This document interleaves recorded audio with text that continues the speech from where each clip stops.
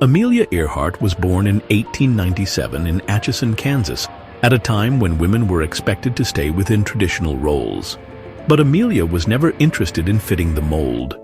As a girl, she climbed trees, built ramps to ride makeshift roller coasters, and kept newspaper clippings about women who achieved extraordinary things. Her first airplane ride in 1920 changed her life, and she knew immediately that flying was what she was meant to do. Determined and fearless, she worked odd jobs to pay for flying lessons, and eventually bought her own plane, which she called the Canary. She quickly made a name for herself by setting aviation records and speaking out about women's rights. In 1932, she became the first woman to fly solo across the Atlantic Ocean, and the world took notice. She was a true celebrity, meeting presidents and becoming a symbol of adventure and possibility. Yet Amelia wasn't chasing fame. She was chasing freedom, challenge, and the belief that women could do anything men could. Her spirit was independent, her goals were bold, and she constantly looked for new horizons. That drive led her to the biggest and most ambitious flight of her life. An attempt to fly around the world. It wasn't just about breaking records. It was about pushing limits and proving what was possible, not just for her, but for everyone watching. By 1937, Amelia Earhart had already become a household name, but she wanted to take on one final adventure, the greatest flight ever attempted at that time. Her goal was to fly all the way around the world along the equator, covering nearly 29,000 miles. She chose a skilled navigator, Fred Noonan, who had experience guiding flights over the Pacific. Together they flew a Lockheed Electra 10E, a sleek, twin-engine aircraft modified for long-distance travel. It was equipped with extra fuel tanks and advanced navigation tools for the time. The plan was to depart from California, fly across the Americas, Africa, Asia, and the Pacific, making stops in cities to refuel and rest. The flight began in March 1937, but after some technical issues, they had to restart. Their second attempt began in June, flying west to east. For weeks, things went well.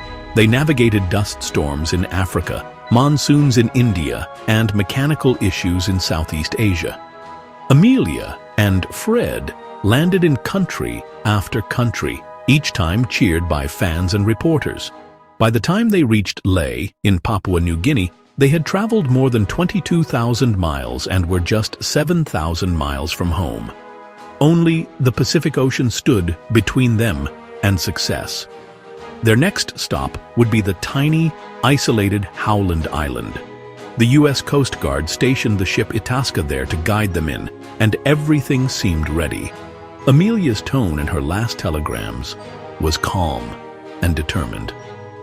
With the finish line in sight, the world watched and waited for them to complete one of the most daring flights ever undertaken.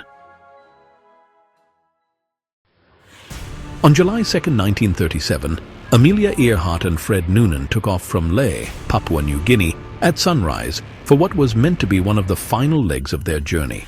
Their destination, Howland Island, was a tiny speck in the Pacific Ocean, just 1.5 miles long and only a few feet above sea level. Navigating to such a small target over thousands of miles of open water was extremely difficult, even with the best tools of the time.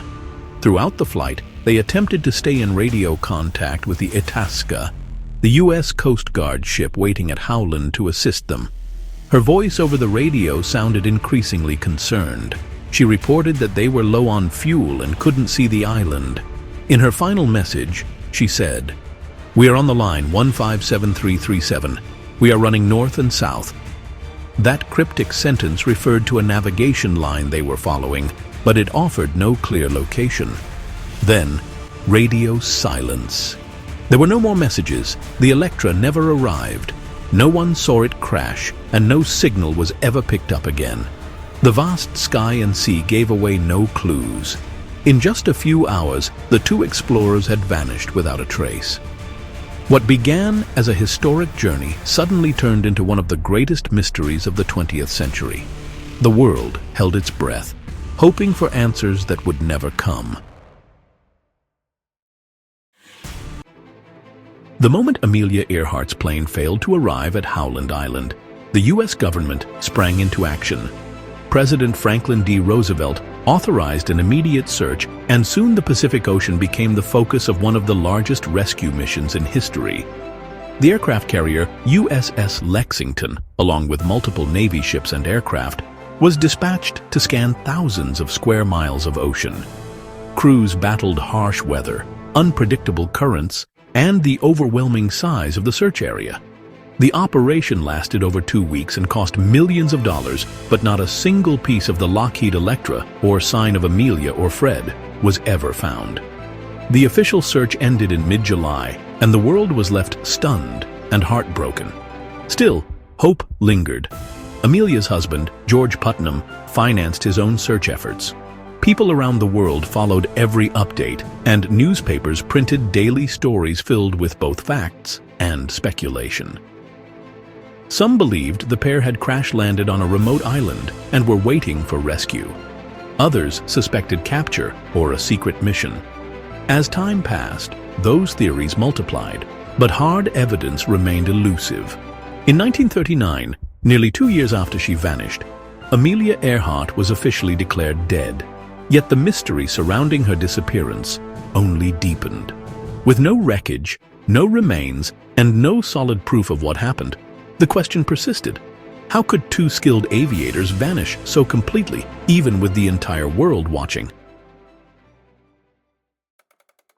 In the years since Amelia Earhart's disappearance, researchers, historians, and adventurers have followed every clue and chased every theory, hoping to uncover the truth.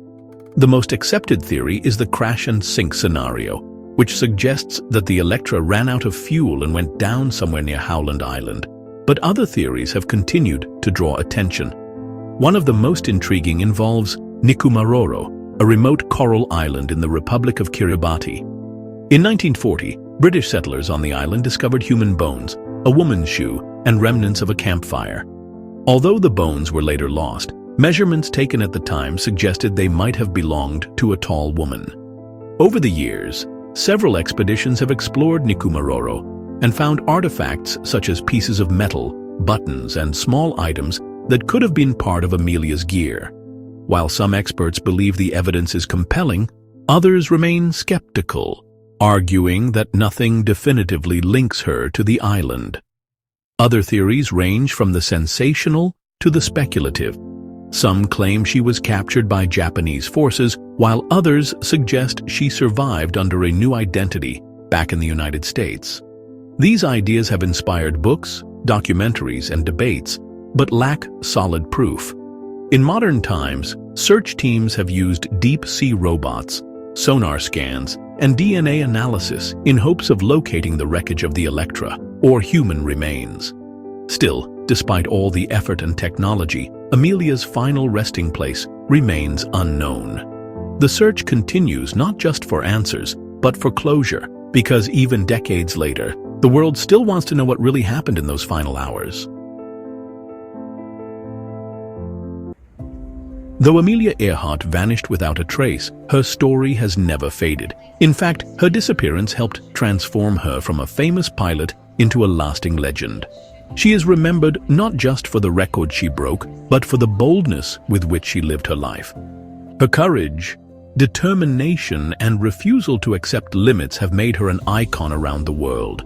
Amelia wasn't just trying to make history, she was trying to open doors for others. Her life inspired women to become pilots, engineers, scientists, and leaders at a time when such paths were rarely open to them. Today, her name lives on in countless places: schools, airports, scholarships, statues, and even a crater on the moon. Her face appears on stamps, coins, and in films that continue to tell her story. Young girls still look up to her as a symbol of what's possible when you follow your passion without fear. Pilots see her as a pioneer of aviation. Historians study her final flight, not just to find answers, but to understand the spirit of an explorer who never gave up. Amelia once said, "Adventure is worthwhile in itself." In her final flight, she became a part of something larger than a record book. Whether or not we ever discover what truly happened to her, her legacy is already secure in the air she conquered, in the barriers she broke, and in the dreams she continues to inspire.